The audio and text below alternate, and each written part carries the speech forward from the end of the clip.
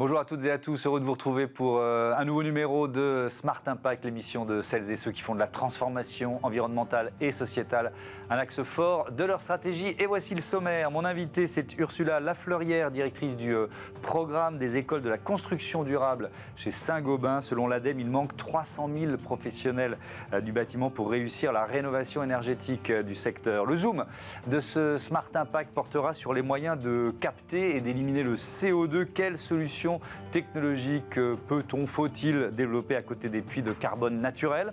Et puis dans notre rubrique Startup, je vous présenterai Allomingo. C'est une plateforme pour booster l'engagement social et environnemental des salariés. Voilà pour les titres, c'est Smart Impact tout de suite.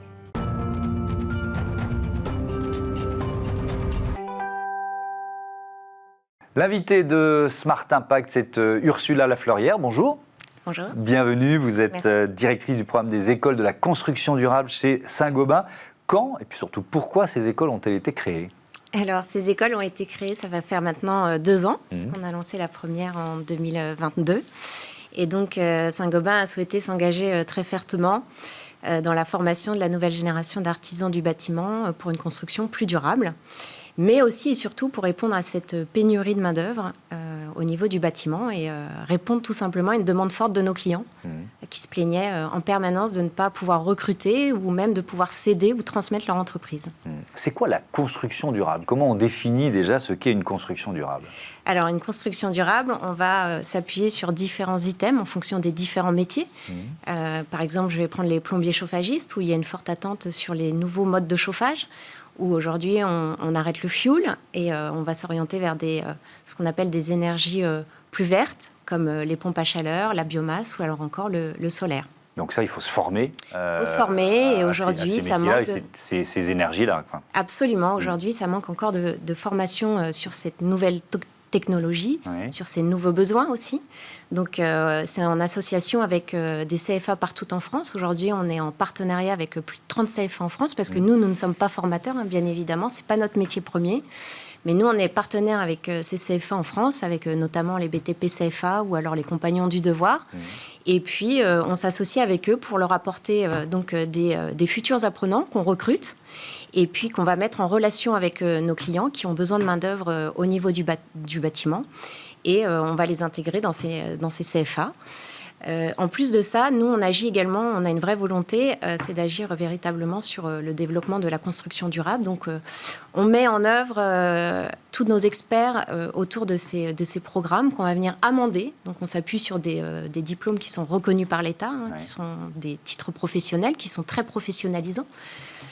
Et nous, dessus, on va venir rajouter des modules bien spécifiques autour de la rénovation durable, la construction durable. Oui, ça veut dire qu'il y a des formations spécialisées métier par métier, c'est ce que Absolument. je comprends. Donc, on a détecté les 4 métiers qui représentaient le plus au niveau de la pénurie de main-d'œuvre. Donc, on est sur, bien évidemment, les maçons.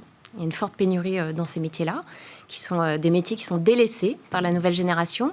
Nous avons ensuite les couvreurs aussi, un métier très difficile et très compliqué à recruter aussi. Les plombiers chauffagistes, bien évidemment, mais ça, c'est parce qu'il y a une forte demande avec toutes les aides de l'État pour favoriser les changements de mode de chauffage, etc. Et puis, on a aussi les plaquistes qui ont un rôle très important aussi dans l'isolation des habitations. Alors, j'ai donné le chiffre dans les titres. La source, c'est ADEME et France Stratégie qui nous dit qu'il manque 300 000 professionnels dans le secteur du bâtiment pour tenir l'objectif des 500 000 chantiers de rénovation énergétique annuels. Vous avez choisi ces 4 métiers-là parce que ce sont les secteurs où il manque le plus de main-d'œuvre. Absolument. Oui, et pas forcément parce que c'est comment je peux poser la question, ceux qui vont avoir le levier sur la construction durable le plus important. Vous voyez ce que je veux dire? Oui, alors ça fait lié, écho et c'est lié absolument. Ouais. Donc évidemment, c'est les 4 métiers où nous on a pu constater qu'il y avait une forte pénurie, bien évidemment. Mais ce sont aussi les métiers qui œuvrent le plus pour la rénovation en mode construction durable. Si on prend, alors vous nous avez donné l'exemple des plombiers chauffagistes, on peut décliner parce que c'est intéressant, c'est très concret. Un maçon formé à la construction durable, qu'est-ce qu'il va faire de différent? Eh bien, il va utiliser des matériaux différents, des matériaux plus naturels, des matériaux qui sont plus écologiques. Des matériaux de récupération De aussi. récupération. On a par exemple un nouveau procédé qui s'appelle la terre liant. Donc, c'est une méthode de construction qui utilise des matériaux très naturels et meilleurs pour la planète. On va avoir, je vais vous prendre aussi l'exemple des couvreurs. Où on va les former encore plus sur la partie isolation, parce que c'est très très important d'isoler par les toits aussi, donc avec le circling. Et puis on a aussi nos plaquistes, donc c'est la toute dernière école qu'on vient de lancer, où là aussi on met l'accent fortement sur la partie isolation de l'intérieur de la maison. Alors, ces apprentis ressortent avec un diplôme, avec une certification? Absolument, ces apprentis. Donc aujourd'hui, en 2 ans, on a formé plus de 400 apprentis. L'ambition du groupe, c'est d'en former à peu près 2500 d'ici 2028. Donc on a une forte ambition sur cette formation de nos futurs artisans, de cette future génération d'artisans. On est sur un public en reconversion professionnelle, puisqu'on s'adresse à des publics qui ont forcément plus de 18 ans. Donc on a tout type de profil. Moi, par exemple, dans les classes, j'ai affaire à des anciens joueurs professionnels de handball, ou alors de rugby qui souhaitent se reconvertir, ou alors des anciens ingénieurs, architectes qui souhaitent revenir à des métiers plus manuels. Donc on s'adresse à ce type de public, et ce public sort à la fin de l'école avec un titre professionnel. Donc c'est du niveau 3. Mais ils peuvent également poursuivre sur un titre de niveau 4 s'ils souhaitent de poursuivre leurs études sur 2 ans. Donc ça peut se faire en 1 an ou en 2 ans. Ça peut concerner aussi des professionnels plus âgés, trentenaires, quarantenaires, cinquantenaires, soyons fous. Tout à fait, oui, il n'y a aucun problème. Après, c'est une question de contrat d'apprentissage, de professionnalisation. Mais en fait, nos écoles sont ouvertes à tout type de public dès l'instant où elles ont au minima 18 ans. Alors, l'ambition, on la touche du doigt. Mais alors, si je la mets en rapport avec le chiffre global, on se dit 2800 d'ici 2028, c'est ce que vous nous avez dit. Super, mais il en manque 300 000. On est d'accord. Donc, est-ce que d'autres initiatives du même type existent? Est-ce qu'il y a peut-être, je sais pas, un programme gouvernemental dans lequel vous vous insérez? Alors, on essaie. Alors, effectivement, on contribue. On ne peut pas dire qu'on va résoudre tout ce problème de manquement de main-d'œuvre dans ce milieu-là. Mais par ailleurs, on noue également d'autres partenariats avec d'autres associations. Par exemple, Each One, qui va nous mettre en relation avec des migrants qui arrivent sur notre territoire et puis qui souhaitent se former à des métiers. Donc là, pareil, on est en train de travailler avec ces gens-là parce qu'il y a tout un parcours pour les accueillir, pour les former. C'est pas évident. On a reçu Each One plusieurs fois ici. C'est vrai, voilà, qui ont envie de travailler. Voilà, donc on essaye de nouer tous ces partenariats pour étendre au maximum cette formation de cette nouvelle génération d'artisans. Donc voilà. Et au niveau régional, c'est un maillage territorial? Vous êtes pour l'instant uniquement en région parisienne? Comment vous êtes organisé? Du tout. Comme je disais en introduction, on est partenaire des centres de formation partout en France. Donc nous sommes partout en France, nous sommes représentés dans toutes les régions, dans toutes les zones de la France, là où il y a des centres de formation qui acceptent de nouer des partenariats avec nous. Donc, Au-delà de ces écoles, dans l'action, les engagements et l'action de Saint-Gobain en matière de durabilité, qu'est-ce qu'il y a d'autre qu'on peut mettre en avant? Alors, il y a beaucoup d'initiatives, puisque nous, moi, je représente la branche, on va dire, distribution, donc avec derrière les enseignes .P, CDO, etc. Mais il y a aussi toute la branche industrie, où on est sur de la fabrication de produits, où là, bien évidemment, on s'oriente sur des produits qui sont exclusivement liés maintenant à la construction durable. Donc on pense à tous ces produits qui favorisent l'isolation toujours plus et une meilleure consommation. Ça veut dire une éco-conception, c'est-à-dire qu'on réfléchit aussi au cycle de vie du produit, ce qu'il va devenir après? Absolument, à son impact carbone, à comment on va le recycler. On a maintenant dans toutes nos filières et dans toutes nos enseignes, on a tout un circuit qui est pensé pour recycler l'intégralité des produits qu'on vend. Ouais. On a évoqué rapidement la récupération, la réutilisation des matériaux sur les chantiers. Est-ce que c'est une nouvelle filière, finalement, d'une certaine façon, qu'il faut inventer ou qui est en train de se mettre en place? Absolument, c'est une nouvelle filière et il faut surtout éduquer ces nouvelles générations d'artisans.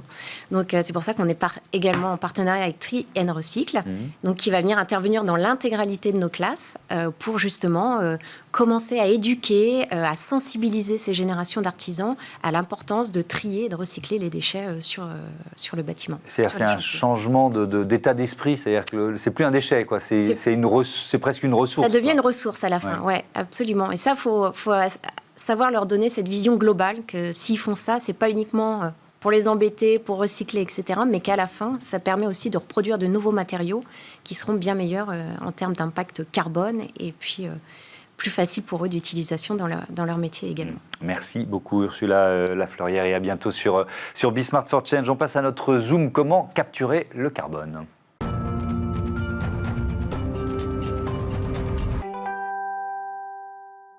C'est le Zoom de ce Smart Impact. On s'intéresse aux puits de carbone naturels et technologiques avec Sylvain Delers. Bonjour. Bienvenue. Vous êtes directeur associé de la recherche chez Carbon Gap. Présentez-nous Carbon Gap pour commencer. Oui. Alors Carbon Gap, c'est une ONG européenne complètement indépendante qui a été lancée à la COP de Glasgow, donc un peu plus de 2 ans. Et donc la mission de l'ONG est d'accélérer le développement des méthodes d'élimination du dioxyde de carbone en Europe, de manière à la fois ambitieuse et rigoureuse. J'insiste sur les 2 aspects. Ouais. Donc, élimination du carbone, de quelle technologie ou de quels moyens on dispose? Alors, on va être très pédago. Il y a déjà les puits de carbone naturels, on peut en parler. On va rappeler quels sont les puits de carbone naturels, pardon, de revenir vraiment à la base. Oui, tout à fait. Donc, l'élimination du dioxyde de carbone, c'est défini par le GIEC, dans son dernier rapport, comme l'ensemble des activités humaines qui permettent de retirer, donc de prélever du CO2 déjà présent dans l'atmosphère et de le stocker de façon durable. Ouais. Et donc, ça couvre un panel assez large de techniques. Comme vous le dites, il y a d'abord les méthodes naturelles, donc qui sont basées par exemple sur les forêts, en général sur les écosystèmes. Donc, on a aussi les écosystèmes marins, oui, l'océan. Voilà, également les sols agricoles par exemple, les tourbières peuvent stocker du carbone, les mangroves, voilà, donc ça c'est pour la partie naturelle. Et ensuite on a un panel de méthodes, donc on peut regrouper dans les 4 familles. Donc la première est celle qu'on vient de décrire. Ensuite on peut convertir la biomasse, donc par exemple pour en faire de l'énergie en la brûlant. On peut la pyrolyser pour la transformer en des formes plus stables. On a des méthodes géochimiques qui en fait se basent sur le cycle naturel du carbone, où on va avoir des réactions entre les gaz de l'atmosphère, l'eau et les roches présentes sur la croûte terrestre, qu'on peut chercher à accélérer avec certaines méthodes. Et enfin, on a des méthodes très industrielles qu'on voit de plus en plus passer dans les médias, avec des gros ventilateurs, où on va en fait traiter des volumes d'air conséquents pour en extraire de façon sélective les gaz à effet de serre, et dans ce cas précis, le CO2. Donc on parle de captation ou de capture du carbone, ça se fait en usine parfois, et ça se fait dans l'atmosphère. Il y a les deux options, c'est ça? Tout à fait. Donc en fait, ce qu'on connaît plus, parce que c'est un secteur qui a été développé depuis plus longtemps, c'est la capture sur site, donc en fait sur la cheminée de l'usine, on pourrait dire. C'est le cas sur les cimenteries, sur les aciéries par exemple, où on va chercher à laver les fumées, on peut dire également, extraire le CO2 et le stocker. Donc là, ce qu'on fait, c'est qu'on intercepte du CO2 avant qu'il ne rejoigne l'atmosphère. Et donc, c'est souvent, on se réfère à ce secteur d'activité avec l'acronyme CCS pour capture et stockage du carbone. Et l'élimination du dioxyde de carbone est donc un autre secteur d'activité un peu plus nouveau, où là, on va directement chercher dans l'atmosphère. Donc voilà, ça a des rôles différents parce qu'au final, on a des émissions évitées d'un côté et on a des émissions négatives avec l'élimination du dioxyde de carbone. EDC, c'est l'acronyme. EDC, c'est l'acronyme barbare français. Du dioxyde de carbone atmosphérique. Tout à fait. Vous avez publié une étude il y a quelques mois, je crois que c'était au printemps dernier, au mois de mars, sur le potentiel de la France pour déployer ces filières. On en est où? C'est l'année zéro? Alors presque. Donc en fait, oui, on a publié cette étude parce que, si vous voulez, depuis le rapport de 2022 du GIEC, on sait à peu près les volumes dont on aura besoin collectivement au niveau global si on veut essayer de tenir l'objectif d'1,5 degré de réchauffement, qui se compte en gigatonnes. On est entre 6 et 9 gigatonnes de CO2 qu'il faudrait éliminer chaque année à l'horizon 2050. Donc c'est très conséquent, sachant que, pour donner une référence, aujourd'hui, on élimine environ 2 gigatonnes par an. Donc 99% est réalisé avec les forêts en fait. Donc il y a seulement moins d'1% qu'on est capable d'éliminer avec des méthodes plus permanentes, celles qu'on a décrites. Donc on a publié ce rapport parce que on a un manque de visibilité sur en fait ce qu'il est possible de faire également dans les pays. Donc dans l'étude, ce que l'on fait, c'est qu'on prend certains pays, donc la France en a fait partie dans le premier batch, et on regarde vraiment chacune des ressources disponibles, donc la biomasse, l'eau, l'énergie décarbonée dont on a besoin pour faire tourner ces activités, combien on en a, combien on pourra en développer, en regardant également évidemment les usages existants, parce qu'il faut éviter les phénomènes de compétition. Et donc pour la France, on a produit 3 scénarios. 2 sont vraiment intéressants parce qu'ils nous permettraient d'atteindre l'objectif climatique de la France, qui est la neutralité carbone à l'horizon 2050. Et on voit que avec des hypothèses quand même assez conservatrices sur l'utilisation des ressources, c'est important, on arrive à dégager un potentiel allant jusqu'à 146 mégatonnes de CO2 éliminés chaque année à l'horizon 2050, avec des politiques un peu ambitieuses. Sachant que dans la stratégie nationale bas carbone, qui est donc un peu notre feuille de route de décarbonation, les volumes qu'on anticipe jusqu'à aujourd'hui, c'est environ 80 mégatonnes de CO2 à l'horizon 2050. Donc en fait, si on fait un bon travail sur la décarbonation, on tient la SNBC et qu'en parallèle on développe le DC de façon ambitieuse, la France pourrait même devenir net négative avant 2050. Mais alors ça suppose quoi c'est quoi Pardon de poser des questions de Béotien, mais c'est des usines à construire, cette filière, elle pourrait ressembler à quoi?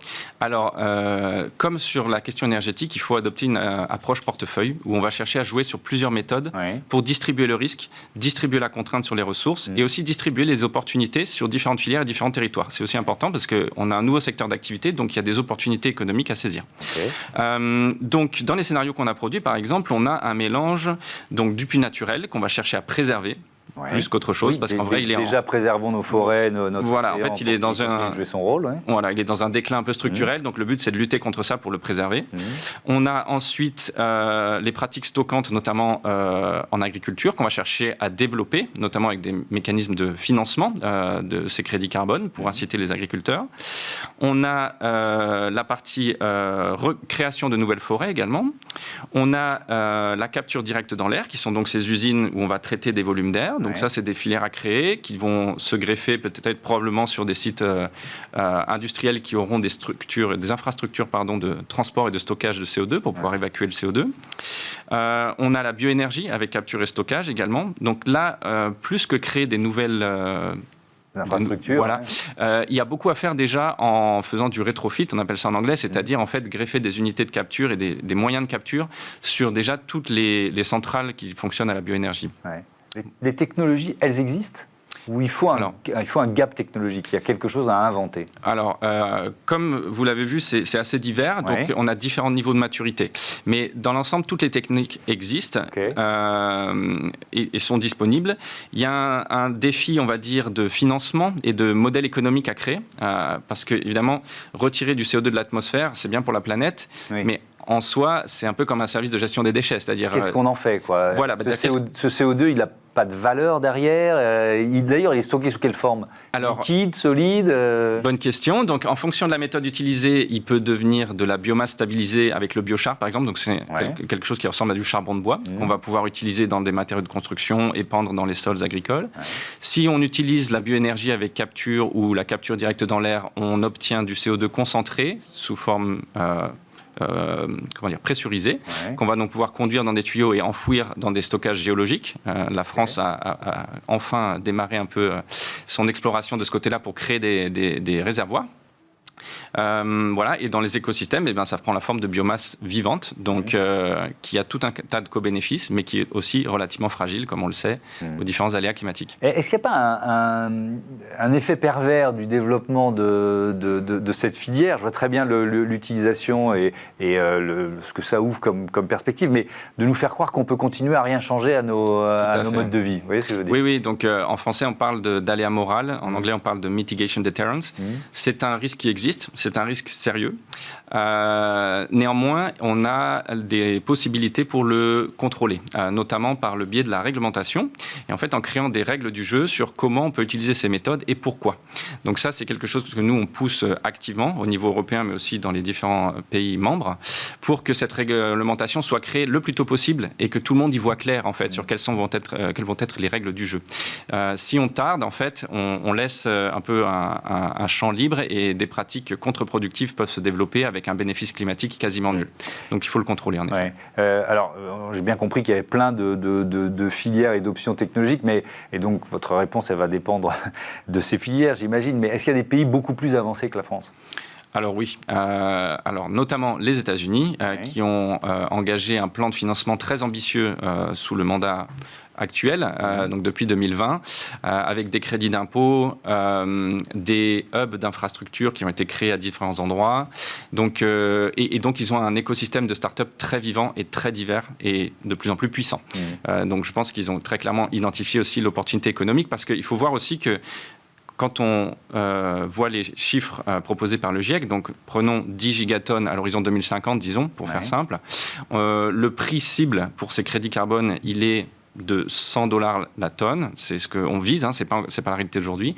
Ça fait un marché très conséquent de quasiment $1 trilliard pour ces activités. Donc voilà, des acteurs se positionnent, des pays poussent leurs entreprises pour se positionner. Mais alors, là encore, j'assume une question peut-être à côté de la plaque, mais si ce CO2 n'a pas de valeur, donc vous dites on crée des crédits carbone, mais qui paye pour ces crédits carbone ? Voilà, mais ça c'est une question très importante, parce que donc jusqu'à aujourd'hui, disons dans les 3 dernières années, il y a une croissance portée par le marché volontaire. Donc c'est des entreprises qui volontairement vont faire évoluer leur stratégie climatique.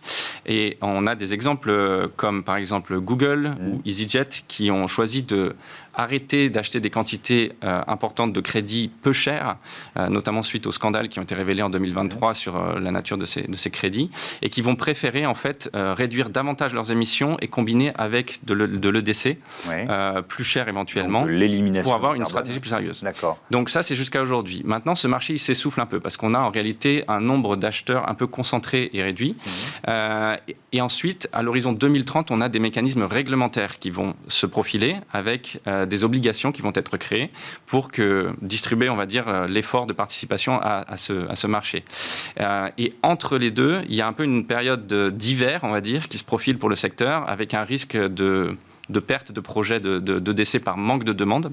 Et donc, c'est là que les entreprises peuvent faire une différence en investissant dans ce secteur à ce moment-là, en suivant l'exemple des entreprises que j'ai mentionné. Il y a aussi Microsoft, Shopify, Stripe, de grandes entreprises qui ont fait ce pivot depuis un moment. Merci beaucoup. EDC, élimination du dioxyde de carbone atmosphérique. Merci Sylvain Delers, et à bientôt sur Be Smart for Change. On passe à notre rubrique consacrée aux startups éco-responsables et socialement responsables.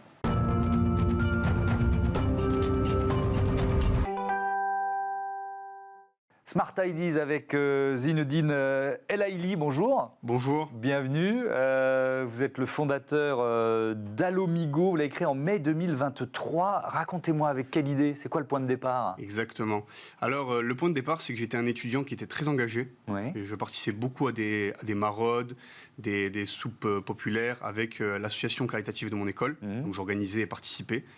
Et une fois entré dans le monde du travail, en mars 2020, donc en plein Covid, je sens vraiment une grande différence et je travaille en fait de 10h jusqu'à 19h sans pouvoir avoir le temps de m'engager, puisqu'on est en Covid, donc beaucoup de télétravail. Et c'est comme ça que m'est venue l'idée d'Alomigo. Donc Alomigo, c'est une plateforme numérique qui va permettre aux salariés de s'engager socialement et sur le plan environnemental auprès d'associations locales. Comment ça marche ? Alors, racontez-moi, je veux utiliser Alomigo, comment je fais ? Alors, il faut que l'entreprise soit utilisée à Alomigo, on met en place la plateforme, on source les différentes associations qui sont autour de l'entreprise, parce que c'est là la vraie différence d'Alomigo, c'est que les associations sont au plus près des entreprises, pour renforcer en fait l'engagement social et environnemental dans les zones où sont implantées les entreprises. Donc il y a une notion de territorialité aussi qui est importante. Combien d'organisations vous accompagnez aujourd'hui ? Vous en êtes où ? C'est une jeune entreprise, mais vous en êtes où ? C'est une jeune entreprise, mais on a déjà des centaines d'utilisateurs sur tout le bassin méditerranéen. On accompagne notamment une compagnie d'assurance, CFDP Assurance, et aujourd'hui ça marche très bien. Dans quel domaine, quand on parle d'engagement, d'association, etc., dans quel domaine vous ces engagements se déroulent? Alors, c'est dans différents domaines. Il y a vraiment différentes missions possibles.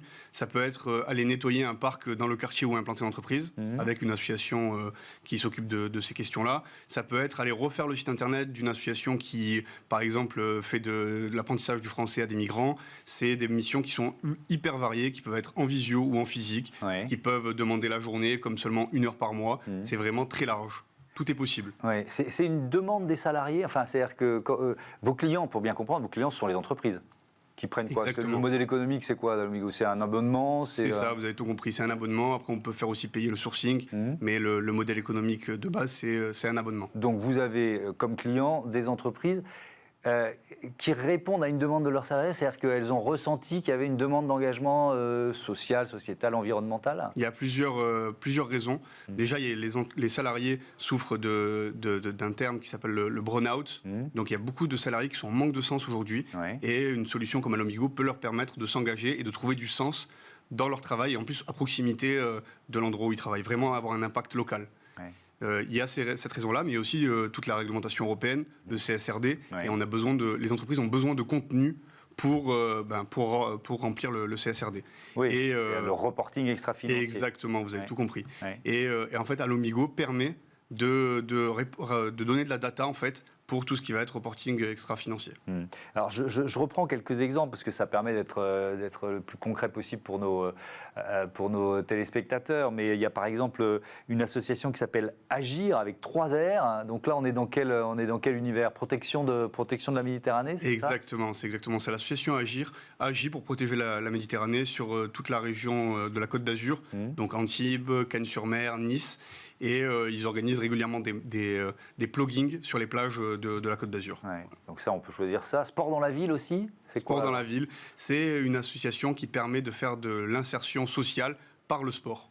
Comment vous les sélectionnez, ces associations? Parce qu'il y a des dizaines de milliers d'associations en France, plus ou moins professionnalisées, etc. etc. Comment vous les choisissez? Donc on choisit des associations sociales et environnementales, qui sont plutôt des petites ou des moyennes pour être sûr qu'ils ont vraiment besoin d'aide. Et ensuite, il faut qu'ils soient apolitiques et apartisans. Ça, c'est un élément important. Dernier mot, vous vous adressez à qui dans l'entreprise? C'est les DRH qui sont vos interlocuteurs privilégiés? On a plusieurs interlocuteurs. On a les DRH, parce qu'on va engager les collaborateurs. Et il y a plein de bénéfices pour les collaborateurs en termes de montée en compétences, de fidélisation des collaborateurs. Donc le DRH est un interlocuteur important. Il y a aussi le responsable RSE, qui va s'occuper de remplir le rapport RSE, le rapport extra-financier. Merci beaucoup Zinedine El Aili, et bon vent à Alomigo. Voilà, c'est la fin de ce numéro de Smart Impact. Merci à toutes et à tous de votre fidélité à Be Smart for Change. Je vous dis à très vite. Salut.